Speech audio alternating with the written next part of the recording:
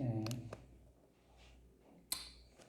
오늘 제목은 예루살렘에 한 명도 없는 의인이라는 제목을 타이틀로 걸고 5장과 6장의 말씀을 살펴보도록 하겠습니다. 우리가 예레미야의 말씀을 보고 있는데 참 두렵고 무서운 말씀들이 이어지고 있습니다. 하나님께서 왜 이렇게 하시고 또 하나님께서 이렇게 하시고 싶을까? 아니다라는 것을 아셔야 됩니다. 하나님께서는 천지를 창조하시고 보시기에 좋았더라라고 말씀하시고 그 모든 것들을 아담에게 위임을 하셨다라는 것 우리는 잘 알고 있습니다. 하나님께서 지으신 모든 것을 관리할 수 있도록 하셨지만 우리 처음 사람 아담이 범죄함으로 말미암아 그 후손들이 하나님께로 가까이 오기를 싫어하여서 결국은 벌 아래 죽을 수밖에 없는 상황이 있었지만 많은 사람들이 죽는 가운데서도 하나님께서는 노아 가족을 통하여서 많은 종족을 번식할 수 있도록 사랑을 베풀어 주셨다. 다시 말씀드리면 죽는 사람들이 많지만 구원 얻는 사람은 적다라는 전제를 여기서 우리는 바로 인식하고 세상 탓하지 말고 내가 하나님과 어떤 관계에 있는지를 오늘도 본문 말씀을 통하여 살아갈 수 있는 우리가 되기를 원합니다. 나중에 아브라함을 택하시고 아브라함의 후손을 통하여서 하나님의 나라를 세우시기를 원하셔서 애굽에서 430년 종살이하던 그들을 이끌어내어 모세를 필두로 시내산에서 언약을 맺었습니다. 이 말씀대로 살면 복을 받겠고 또한 말씀대로 살지 않으면 벌을 받겠다라는 각서까지 썼던 그들이 지금 예레미야를 보는 이때는 약 500년에서 600년 뒤에 일어나는 사건을 우리가 지금 살펴보고 있습니다. 하나님께서 그렇게 사랑하셨는데도 불구하고 얼마나 하나님을 믿는다고 말하면서 타락을 하는지 오늘 우리가 1절을 읽었던 것처럼 다시 한 번 더 1절 말씀을 보시면 너희는 예루살렘 거리로 빨리 다니며 그 넓은 거리에서 찾아보고 알라. 너희가 만일 정의를 행하며 진리를 구하는 자를 몇 사람요? 한 사람이라도 찾으면 내가 이 성을 어떻게 하신다? 있다는 거요? 없다라는 거요? 없다라는 것입니다. 진리를 구하는 사람, 정의를 행하는 사람을 찾아볼 수 없는 시대가 주여 주여 하는 자는 많은데 교회는 많이 다니는데 공의와 진리를 행하는 자가 없다라는 것을 말씀으로 우리에게 교훈합니다. 세 번역에 보면 이렇게 이 말씀을 정리를 하고 있습니다. 바르게 알려고 하는 사람, 진실하게 살려고 하는 사람이 없다라고 세 번역에서는 말을 하고 있습니다. 우리가 지난 시간에 보았던 하박국 선지자도 같은 시대에 예레미야와 복음을 전가하고 있습니다. 그때 하박국 선지자의 생각은 어땠습니까? 우리는 하나님의 백성인데 저 할례 없고 불황무식한 저 바벨론을 들어서 하나님의 백성을 친단 말입니까? 이렇게 하박국 선지자가 질문하는 것을 기억하시지요. 자, 오늘 그러면 예레미야 시대 때에 하박국 선지자와 예레미야가 같은 시대에 하나님의 말씀을 전가합니다. 예레미야 시대에 5장 1절에서 하박국 선지자가 의인이라고 생각하고 있었던 사람이 있어요, 없어요? 없지요. 그럼 오늘날은 이런 의인이 있을까요, 없을까요?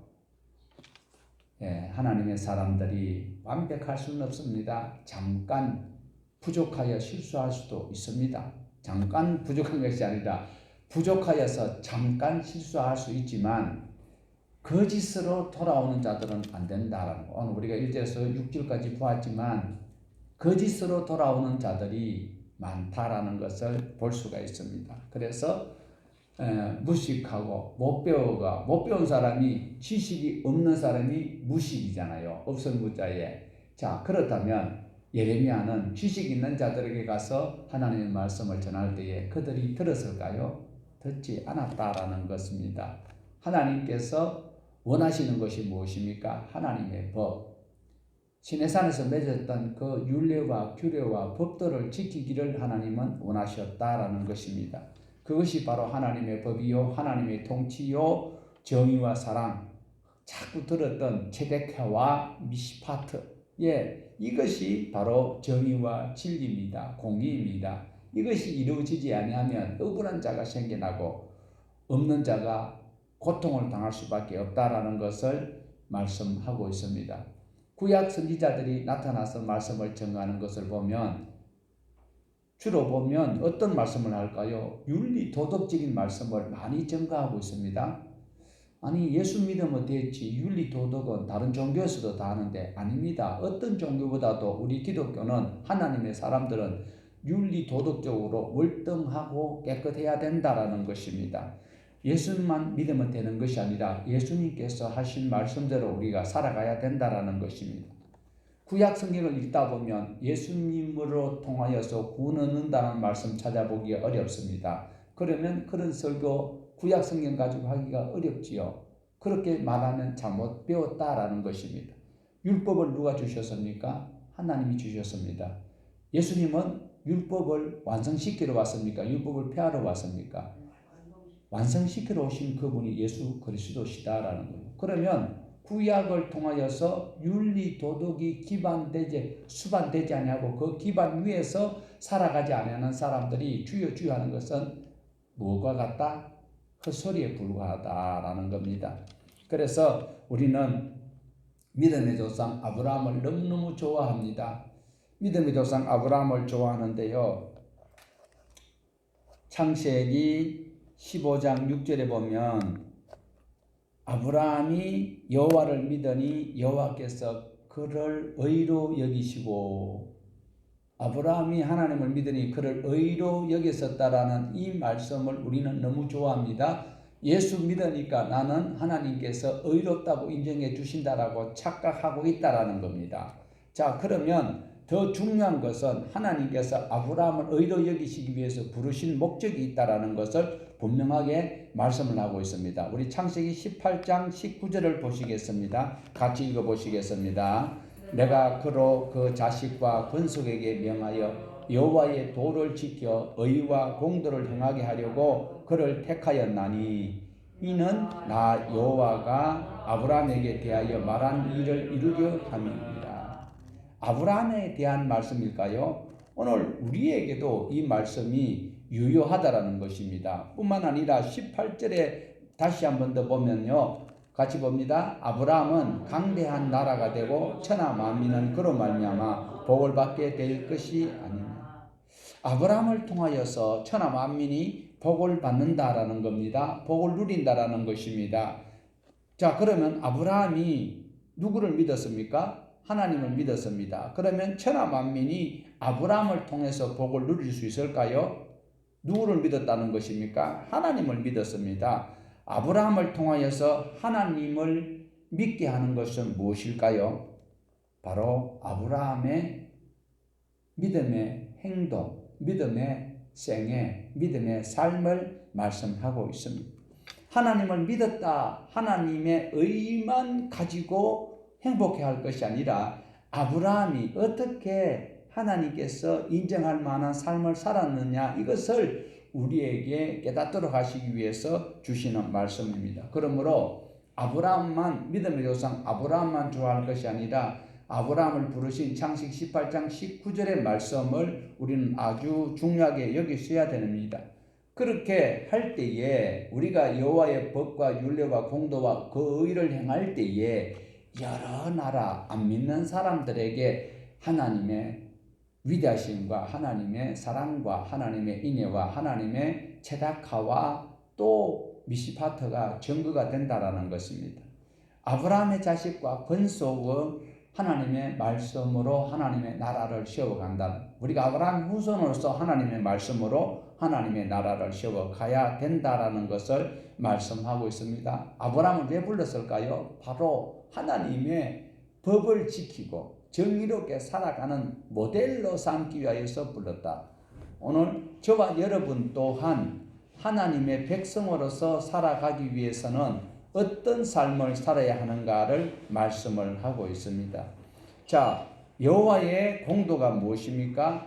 여호와의 공도가 바로 체데카와 또 미시파트입니다. 여호와의 도는 바로 500년 전에 모세로부터 시내산에서 그 언약을 약속을 맺었습니다. 자, 그러므로 모세를 통하여서 아브라함으로부터는 어떻게 해야 된다고요? 삶으로 살아가는 그 이야기를 듣고 아브라함을 배워가는 것인데, 모세 이후에는 성문화 시켜버렸습니다. 율법을 기록하여서 우리가 그 기록된 법대로 살아가야 되도록 만들어 놓았다라는 것을 우리는 꼭 보셔야 됩니다. 그러면 500년 전에 아브라함 이후로 500년 후에 주어진 이것이 무엇일까요?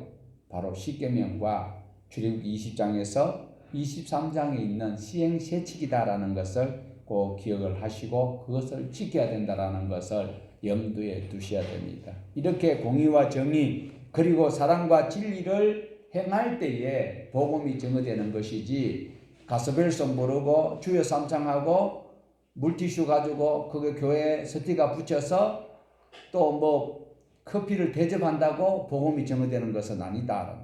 그러므로 아브라함을 부르신 목적도 모세를 부르신 목적도 분명합니다. 선명합니다. 어떻게 하라고요? 오늘 우리에게도 부르신 목적은 동일하다라는 거예요. 어떻게 해요? 여호와의 도를, 공의와 진리를 바로 행하라고 불렀다라는 거예요. 하나님의 법을 지키지 않아서 하와는 선악과를 따먹고, 그리고 많은 사람들이 창세기 5장에 보면 다 죽습니다. 그 중에 우리가 바로 살 수 있도록 여호와의 도를 바로 행하도록 우리를 불렀다라는 것을 믿어야 됩니다. 여호와의 도, 하나님의 말씀을 지켜서 사랑과 정의를 행하려고 저와 여러분 또한 택하셨다라는 거예요. 예수 믿고 병 고치고 자식들 잘 되고 등 따시고 배부르라고 부른 것은 아니다. 가장 행복했던 사도 바울은 그 좋은 배경과 학식과 그 모든 것이 배설물로 여기고 얼마나 두들겨 맞고 고난을 많이 받았습니까? 그래도 그는 자기 갈 길, 자기에게 주어진 멸류관을 향하여서 소망을 가지고 우리 보고도 자기를 본받으라고 말씀하신 것을 기억을 하여야 합니다. 오늘 저와 여러분이 신앙 고백한다고 구원을 받았다라고 자신할 수 있을까요?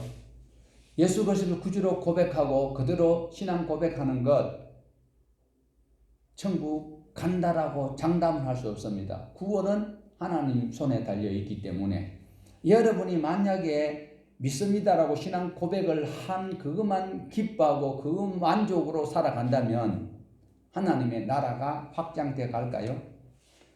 공의와 정의를 행해야 됩니다. 하나님의 말씀대로 살아가는 삶을 살아갈 때에 이웃에게 복음이 전달돼 가는 것이지, 나는 구원을 얻을 수 있는 믿음이 있어서 신앙 고백만으로 만족해 살아간다면 복음이 증거되지 못하고 하나님의 나라는 확장되지 못한다라는 것을 기억을 하셔야 합니다. 권사님이나 장로님이나 안수집사님이나 목사님이나 자기 신앙은 월등합니다. 그런데 자기 신앙에 만족하고 있을 때에 그 믿음과 신앙이 자식에게 전수가 될까요? 일가 친척에게 전수가 될까요? 내 삶을 하나님의 사랑받은 대로 남에게 전가하면서 공의와 정도를 진리를 행할 때에 하나님의 나라가 확장되어 간다라는 것이, 그렇게 행하는 것은 무엇이다? 하나님의 법, 하나님의 법을 지켜야 된다라는. 하나님의 법이 무엇일까요? 출애굽기 20장에서 23장에 있는 십계명과 20장의 십계명이죠. 그리고 20장부터 시작해서 23장까지 시행세칙이 바로 하나님의 법이다라는 거예요. 이것을 지키는 것이 여호와의 도를 준행하는 것이고 공의와 정의를 행하는 삶이다. 입술로만 주여 주여 한다고 되는 것이 아니다. 큰 교회 다닌다고 구원 얻는 것이 아니다. 마이크 잡고 앞에서 막 찬양 인도한다고 구원 얻는 것이 아니다. 하나님의 도를 행해야 됩니다. 그냥 우리는 아브라함의 후손이다라고 여기는 인간들이 바로 예루살렘에 있던 인간들이었습니다. 인간이라고 하면 나쁜 말은 아니죠. 오늘 교회 안에서도 나는 예수 믿고 구원받았다, 하나님의 자녀다라고 만족해하지 말라는 거예요. 하나님의 백성이라고 자부심을 가지면 하나님의 말씀대로 사십시오. 말씀대로 살지 아니하면 무엇이 따라올까요? 바로 우리 생활에 크고 적은 재앙들이 임한다라는 것이 하나님의 약속. 지키겠다라고 출애굽기 24장 8절에서 이스라엘 백성들이 약속했습니다. 여러분은 약속 안 했습니까? 세례 받을 때 다 약속 안 했어요? 우리 혜원이나 현우는 안 했을지 몰라도 나머지는 다 서약했을 거예요. 서약을 안 하고 거짓말하면 지옥 갑니다. 여러분 지옥 갈 일 안 했어요? 조심하십시오. 하나님의 자녀가 되었지만 하나님의 뜻을 따라 살지 못한다면 내 부족함을 예수님 이름으로 기도하고 삶을 돌이키는 하나님의 법을 지키는 우리 모두가 되기를 바랍니다. 자, 5장 10절을 한번 보십시다. 얼마나 무서운 일이 일어나는지. 이 약속을 지키지 않으면요 사자와 이리가 덮친다고 하는데 5장 10절 같이 보시겠습니다. 너희는 그 성벽에 올라가 무너뜨리되 다 무너뜨리지 말고 그 가지만 꺾어버리라. 여호와의 것이 아님이니라. 무너뜨리되 다 무너뜨리지 말라라고 말씀합니다. 정의를 행하며 진리를 구하는 한 사람을 찾을 수 없는 예레미야가 살고 있던 예루살렘이지만 예루살렘 거리에 공의와 정의를 행하는 사람이 한 명도 없지만 하나님께서 무너뜨리되 다 싹 썰어버리지 마라. 혹시라도 믿는 사람이 있을 줄 모르니까. 그게 하나님의 심정입니다. 당장 다 끌어버리고도 말씀으로도 사람을 다 만들 수 있습니다. 천하 만물을 말씀으로 창조했지만 인간은 하나님께서 하나님의 형상으로 직접 창조하셨지만 말씀으로도 인간을 창조할 수 있는 하나님이신데 지금 예루살렘에 어쩌면 우리 한국 교회에 주여 믿습니다 하는 사람들이 믿는 사람이 한 명도 없어. 그래서 교회를 무너뜨려버리고 싶은 마음이 있지만 다는 무너뜨리지 마라. 왜? 그 중에서도 하나님 말씀으로 살려고 하는 사람들이 있을지도 모르니까 이게 하나님의 기대였습니다. 인류 역사 가운데 하나님께서는 구원의 역사를 늘 염두에 두시고 지금까지 역사하고 계십니다. 이 세상에 죄악이 가득하였지만 홍수로 다 쓸어버리는 가운데 8명만 딸랑 살았습니다. 오늘도 이 어려운 가운데서도 주의 이름을 부르는 자는 구원을 얻습니다. 주의 이름을 부르는 자가 뭡니까? 카라, 막 부르짖는 것이 아니라 주의 이름을 부르는 자여야 됩니다. 예레미야 33장 3절을 이야기하는 거 아니에요. 여호와를 불러야 돼요. 초청해야 돼요. 그러는 사람이 나쁜 짓을 할 수 있을까요? 내 목적을 위하여서 주의 3창이 아니라 주의 10창을 핏대가 펴지도록 그렇게 부르짖는다고 하나님이 들으시는 것이 아니고 하나님을 초청하시면서 살아갈 때 하나님께서는 간신히 몇 사람을 구원해 주시는 것을 창세기부터 요한계시록을 통하여서 우리가 볼 수가 있습니다. 예레미야 시대 때 의인 한 사람이 없는 시대였습니다. 그러나 하나님께서는 일하시는 장면을 우리는 여기서도 볼 수 있어야 됩니다. 자, 하나님께서 우리를 왜 불렀었다고요? 하나님의 법을 따라 살라라고 우리를 불렀다. 복받고 잘 되라고 예수 이름으로 기도하면 무엇이든지 받은 줄로 믿으라. 그런 말씀만 앵무새처럼 하지 말고 그 소리는 저는 진짜 그 하나님께서 보내신 예수 그리스도께서 하신 말씀이기도 하지만 그 말씀 자체가 의미를 모르고 앵무새처럼 되풀이한다면 역겹습니다. 하나님의 은혜를 믿지 못하고 하나님의 손길을 거절하는 사람들에게는 재앙이 있을 것이라고 끊임없이 말씀하고 있는데 우리 15절 볼까요? 5장 15절 여호와의 말씀이니라 이스라엘 집이여 보라 내가 한 나라를 먼 곳에서 너희에게로 오게 하리니 곧 강하고 오랜 민족이라 그 나라 말에 네가 알지 못하며 그 말을 네가 깨닫지 못하리라. 여기에 한 나라 강하고 오랜 민족이 어느 나라일까요? 바벨론이지요.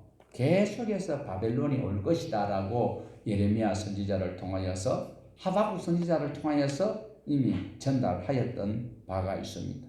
자, 그들이 예루살렘에 살고 있는 유다 민족들이 그 소리를 귀담아 들을까요? 안 들어요. 그들이 나중에는 무엇 때문에 하나님께서 우리를 망하게 하셨는가? 왜 우리가 망하게 되었습니까? 이렇게 하나님께 물을 것이다 라는 거예요.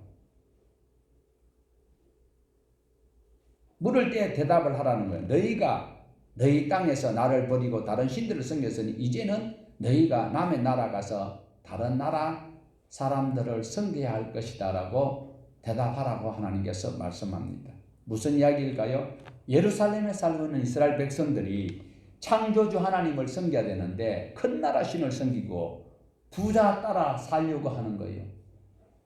내 집안에 10만 원밖에 없는데 다른 옆집 아줌마가 명품 몇 천만 짜리를 샀다고 그거 같이 살려고 하지 말아라는 거예요. 예루살렘에 사는 사람들이 창조주 하나님을 안 섬기고 바벨론이 섬기는 마루뚝이 더 좋아 보여서 그걸 섬기겠다는 거예요.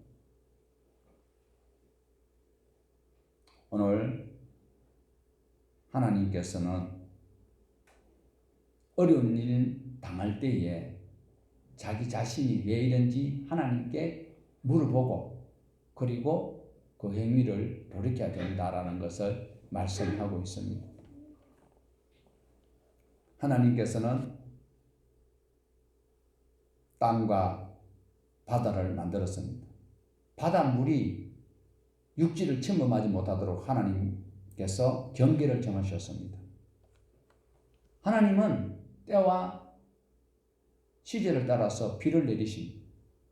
우리는 비가 적당한 때 내리지만 이스라엘에는 그 비가 이른 비와 늦은 비가 안 오면 곡식을 심을 수가 없고 생계가 유지가 안 됩니다. 그 하나님께서 때를 따라 비를 내리시는 그 창조주 하나님을 바로 알라라고 지금 예루살렘에 있는 사람들에게 경고하고 있습니다. 하나님께서 주신 것에 감사해야 되는데 감사하기커녕 교회에서는 하나님께서 내게 복 주시는 설교만 하지 부담되는 설교를 하지 말라. 그 당시의 사람들이나 이 시대 사람들이나 똑같다라는 것입니다. 오늘 하나님의 사람들은요, 하나님께서 주신 물질이나 건강이나 각종 은사와 달란트를 누구를 위해서 써야 될까요? 하나님을 위해서 써야 돼요. 그럼 하나님 만날 수 있어요? 아니에요. 하나님은 우리가 볼 수 없지만 누구를 볼 수 있어요? 하나님의 형상인 이웃을 볼 수 있어야 돼요. 하나님 사랑 안 하는 사람 이 땅에 한 노자 밑에 미옵니다. 절간의 중들도 하나님을 부인 못해요. 그런데 하나님의 형상인 사람을 미워하고 있어요. 형제를 미워하고요. 어제 TV 보니까 막 세 자매가 그 모친을 두드려 패고 아버지를 두드려 패고 모친을 패서 죽였다고 그 어제 그것이 알고 싶다니까 나오던데. 무서운 시대입니다. 저 딸 하나 낳는 거 얼마나 감사한지. 딸이 셋이서 하나님께서 주시는 은사, 달란트 누구를 위해서 써야 된다고요? 하나님을 위해서 써야지요. 그럼 하나님 직접 못 만나니까 어떻게 하라고요? 이웃에게 나누어야 된다. 이걸 교회에서 실천 안 합니다. 교회에서 실천 안 한다니까요. 내 교회만 오라지. 우리 교회에 와야 되기 때문에 차량을 전부 다 부스부스게 완전히 모세혈관처럼 퍼져서 가난한 사람들을 도와줘야 되는데 이 사람들이 권력과 물질을 가지고 가난한 사람들을 위해서 안 도와줍니다.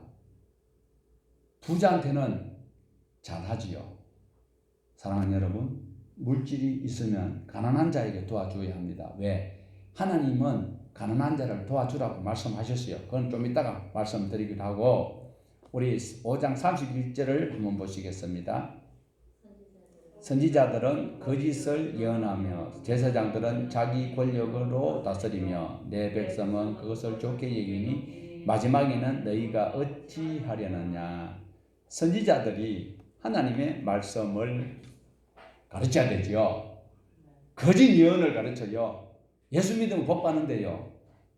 그 단어 자체는 전혀 거짓말이 아닙니다. 근데 예수 믿으면 내가 죽어야 되거든요. 내가 희생해야 되거든요. 그거는 교회에서 안 가르치니까 예수만 믿으면 된다 하니까 교회에서 치고받고 싸우고 투표회가 권사 장로 투표가 떨어지면 삐져가지고 교회도 안 나고 딴 교회 가버리고 거짓 예언을 교회에서 가르치고 있어요. 언제부터? 예루살렘에 예레미야 때 그랬다니까요. 그 선지자가 그래 많은데도 오늘 또 우리는 이 말씀을 보면서 어떻게 해야 될까요? 거짓 선지자들이 하는 소리에 백성들이 좋게 여기고 있다는 거예요. 그 결과는 무엇일까요? 무섭습니다. 그 결과는 어마어마하지요. 자, 우리 6장에 이제 넘어가면 바벨론에 공격받는 그것이 생생하게 7절까지 기록되어 있는데 먼저 6장 1절을 보시겠습니다.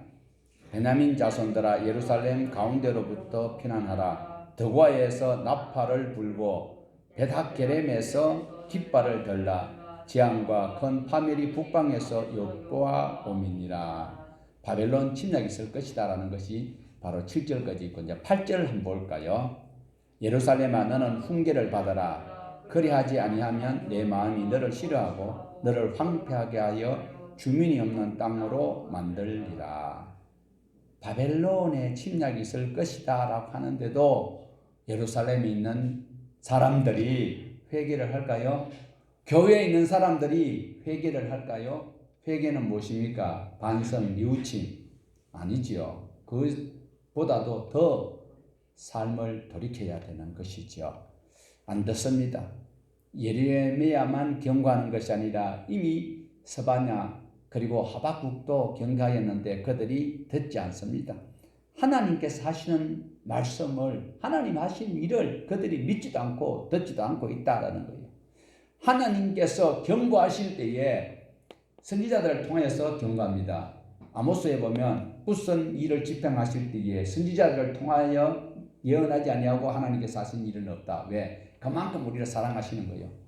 원래는 레위기 26장에 서약할 때에 죽기로 약속했거든. 그럼 하나님이 퍽 완전히 파리채로 파리 잡듯이 잡아버릴 수도 있는데 선지자들 보내는 것은 다시 한번 기회를 주시는 거잖아요. 그런데 이스라엘 사람들이 안 듣는다. 여기서 이스라엘이라는 것은 북이스라엘을 망해버리고 없고 예루살렘에 있는 이 사람들이 하나님을 안 믿는다라는 것이 이 경고가 있을 때에 바로 하나님께서 심판을 집행하시면 안 믿을 사람 아무도 없어요. 그런데 길게는요. 예레미야가 이 예언했을 때에 바로 망했느냐 아니에요. 40년 뒤에 이루어져요. 이사야가 말씀을 예언할 때 100년 뒤에 이루어지고 있는 거예요. 100년이라면 우리가 못 봐요. 저기 저 어른 계시지만 저 어른도 아직 100살 안 되거든. 40년 뒤에 일어나는 일이다 보니까 이 인간들이 안 믿어요. 오늘도 하나님의 경고의 말씀은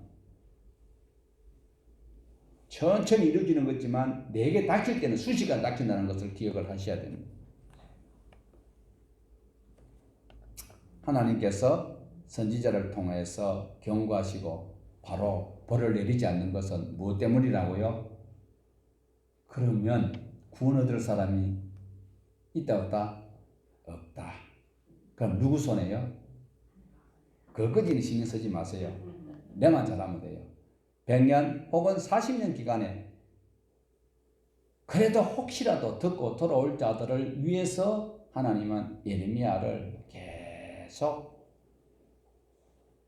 닭다리라고 해도 될까요? 몇 사람이라도 살리시려고 하나님께서는 이렇게 벌을 당장 안 내리시고 계시더라라는 겁니다. 그런데 사람들은 어떻게 해요? 사람들은 어떻게 생각해요? 생전 처음 보는 선지자가 한 사람밖에 없었다면 들을 수도 있어요. 그런데 그 전에 이미 수많은 사람, 북이스라엘에서는 아모스, 호세아가 막 전거했고, 그리고 지금 어떻게 해요? 이쪽에는 이사야, 미가, 스바냐, 하박국 이분들이 말씀을 전개했거든. 근데 그 들은 적이 있어요. 그러니까 교회 다니다가 시험 들어서 안 나온 사람이 다시 은혜를 받고 나오기가 참 어렵다는 거예요. 어떻게? 여기에 나오는 인간들이 어떤 소리를 하는가 하면 그거 다 하는 소리야. 왜? 하나님이 경고하신 것이 바로 집행이 안 됐거든. 옛날에도 어떤 목사님이 그랬는데 괜찮았어. 뭐 별일 있겠어? 지금까지도 갔다가 없었는데 별일 없어. 안 듣는 거야, 안 듣는 거야. 어느 날 저와 여러분이 하나님 말씀대로 바로 똑 떨어지게 안 살면 다른 사람들이 아이고 예수 믿으나 안 믿으나 예수 믿는 놈들이 더 나쁜 놈들 많더라. 이러면 하나님께서 얼마나 섭섭해 하실까.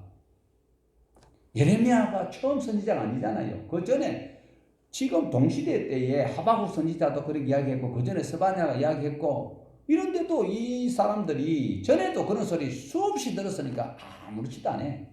이 자리에도 지금 앉아가지고 저거는 목사가 짓거리는 소리고 성경은 성경이고 지금 코로나 때문에 지금 먹고 사는 것이 문제지. 이 양반은 지금 이래 살고 있다 죽으면 목숨이 어디 가야 되는데 지금 어디 가야 돼요? 천국 가야 될 거 아닌가요? 하나님을 믿으니까 목사 당신만 똑바로 하세요. 나 하나님 믿어. 내 할 일 내가 할 테니까 그냥 복 준다 소리만 좀 하고 듣기 좋은 소리만 해. 그리고 설교 제발 좀 짧게 해. 지금 이 자리에 그런 분 안 계세요?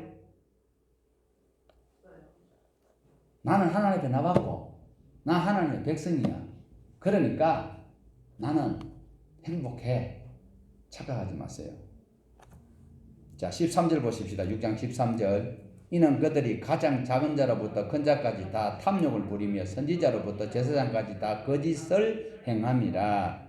힘이 있는 자나 없는 자나 오래 믿은 장로나 오래 믿은 목사나 권사나 모두 다 뭐가 최고라고요? 돈이 최고다. 돈이 최고래요. 진짜 돈 없으면요 교회도 아무것도 못해요. 돈 힘 있으면 그 폭력을 행해서라도 돈을 벌어서 가져오라고 말하는 자들이 그 당시에 그 사람들이었습니다. 어쩌면 교회에서도 이 짓을 하고 있어요. 수단과 방법을 안 가려요. 교회 성장을 위해서 거짓말하고. 교회는 복 받습니까? 하나님 말씀대로 살아야 복을 받아요. 구약에는요 복 받으라 소리가 가끔 있는데 신약에는 복 받으라 소리가 거의 없어요.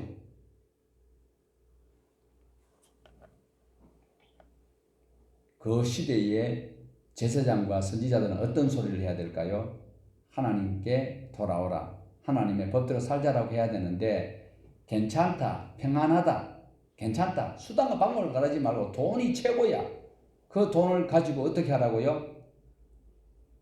돈을 그 당시에는 11조를 드리면 레위 사람들이 받고 레위 사람들이 11조를 제사장에 줘요.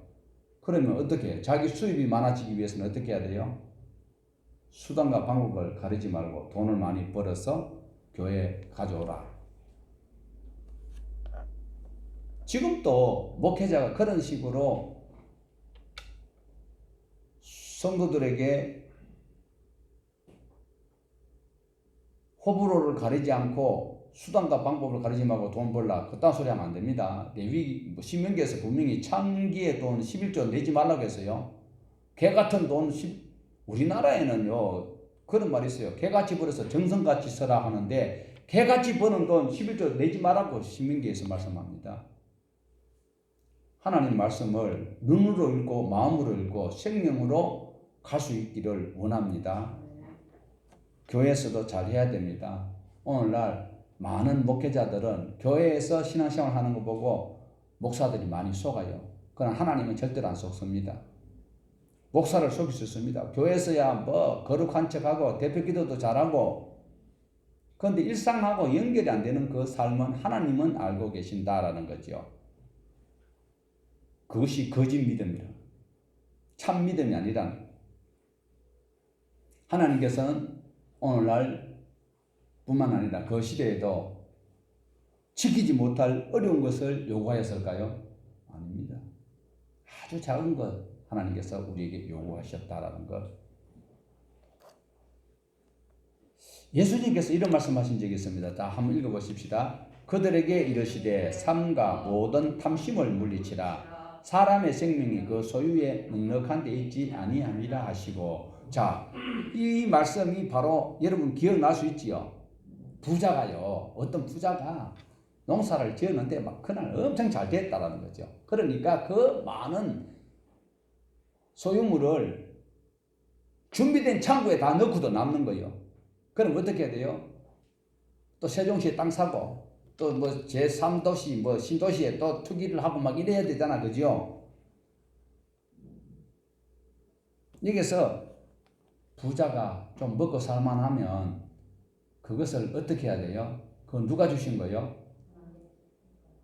하나님 주셨지만 실제로는 자기 밑에 있던 그 딸린 가족들이 뭐 오늘날 말하면 회사 같으면 그 기업에 종사하는 모든 근로자들과 그것도 함께 했던 사람들이 그 수고가 분명히 있잖아요. 그들과 나눠야 되는데 그런데 그들이 한 수고는 전혀 쥐꼬리만큼 주고 나머지는 다 챙겨가지고 나쁜 짓을 했다라고도 보여질 수 있습니다. 그래서 우리 예수님께서는 그 부자 비유로 말씀을 하시면서 설교를 어떻게 맺어요? 재물을 쌓아두면서 하나님에 대하여서 부유하지 못하면 그 영혼을 어떻게 한다고요? 물질도 생명도 다 하나님께로부터 왔거든요. 감사치 못하고 그 나중에 예수님이 어떻게 말씀하시는 거예요? 보물을 어디에 쌓아두라? 하늘에 쌓아두라.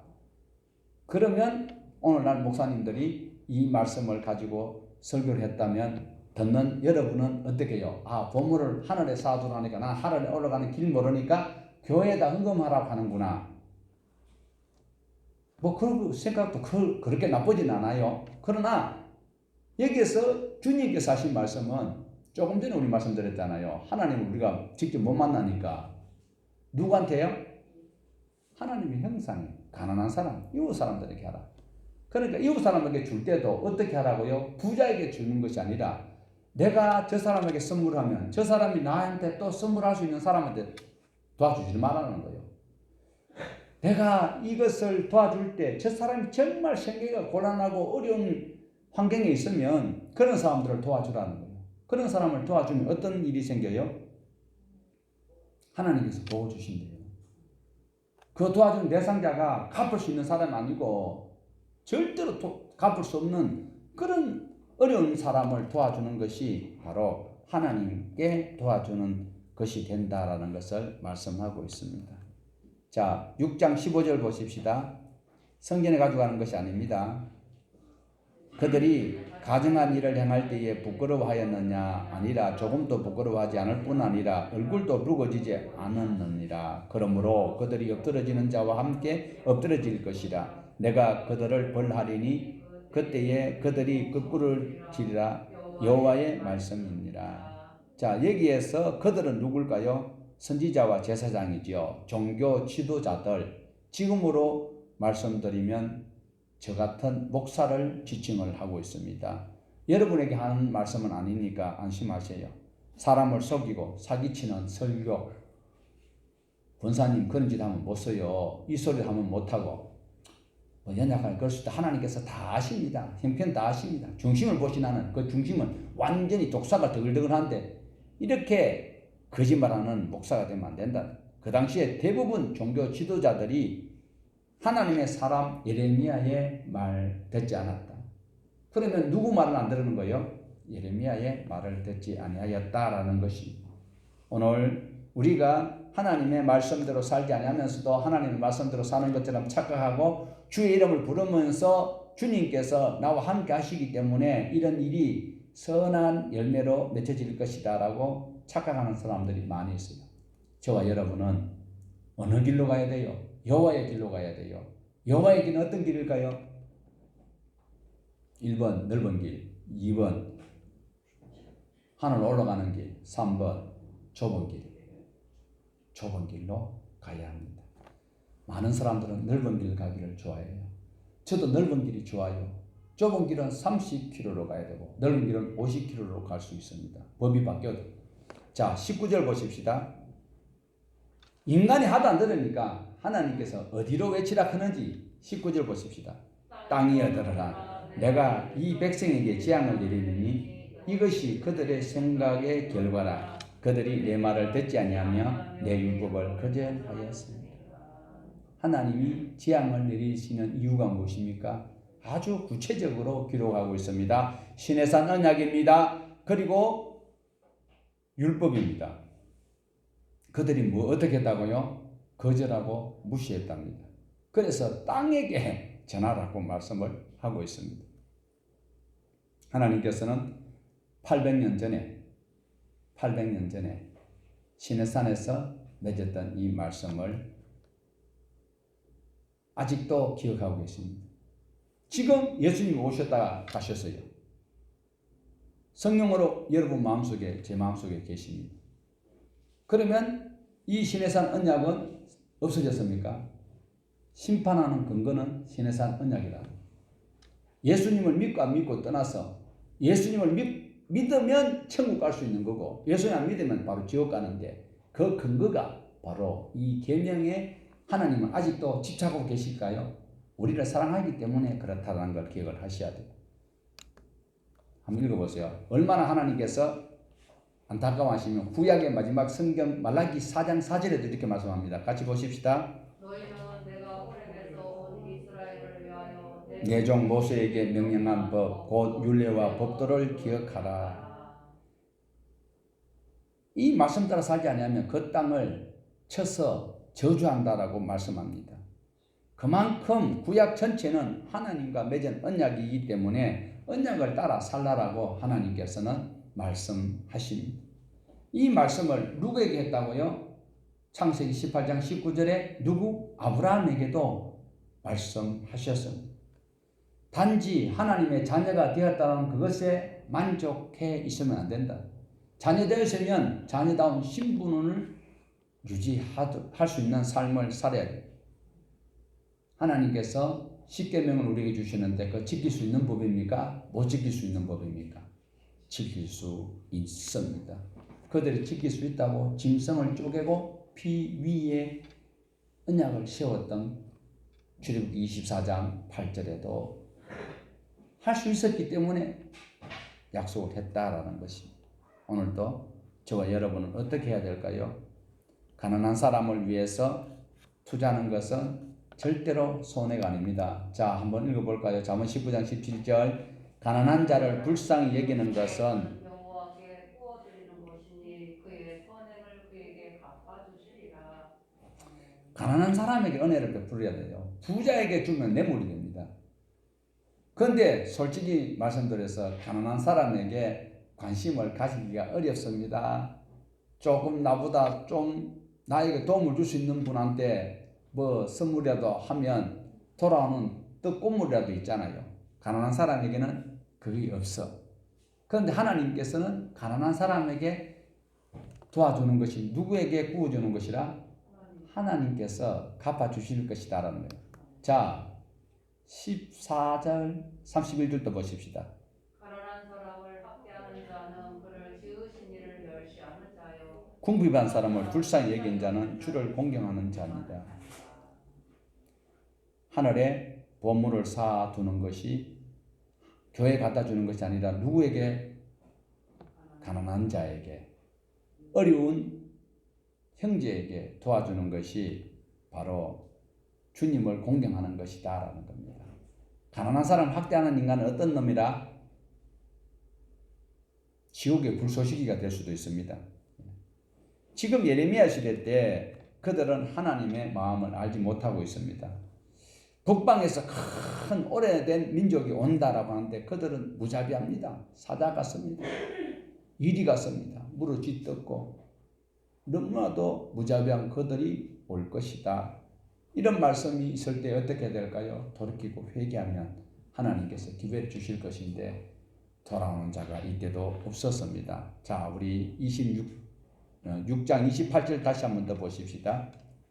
그들은 다 심히 반역한 자며 비방하며 돌아다니는 자며 그들은 녹과 철이며 다 사악한 자. 누가요? 바벨론 사람들이 지금 오는 사람들이 그럴까요?